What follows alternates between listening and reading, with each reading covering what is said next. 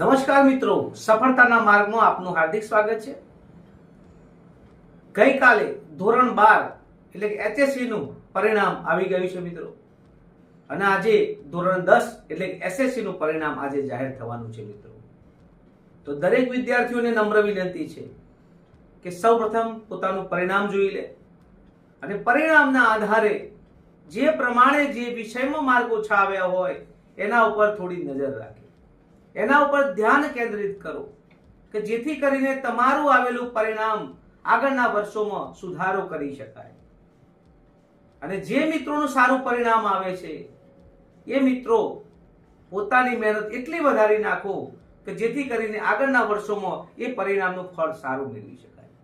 પણ મિત્રોને મારે ખાસ કહેવું છે વિદ્યાર્થીઓને કે પરિણામની ખરાબ અસરો જે થતી હોય છે માનસિક સ્થિતિની અંદર જે વિદ્યાર્થીને માર્ક ઓછા આવે છે, તો વિદ્યાર્થીઓને વિનંતી છે કે માર્ક ઓછા આવે તો અમે ગભરાવાની જરૂર નથી, કારણ કે જો ગભરાવી ગયા અને ટેન્શન લઈ લીધું તો એમની આડઅસરો એના પરિવાર ઉપર થતી હોય છે।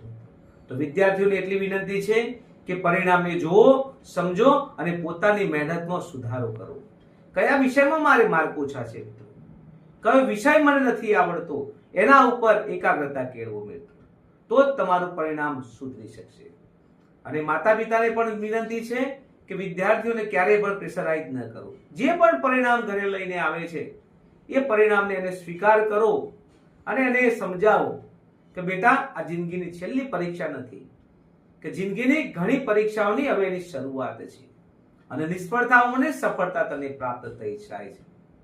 તો વાલીને પણ વિનંતી છે, એના માતા પિતાઓને પણ વિનંતી છે કે બાળકોને સમજો અને એને પ્રોત્સાહન આપો અને એને સહકાર આપો, જેથી કરીને એ જીવનમાં સફળ થઈ શકે।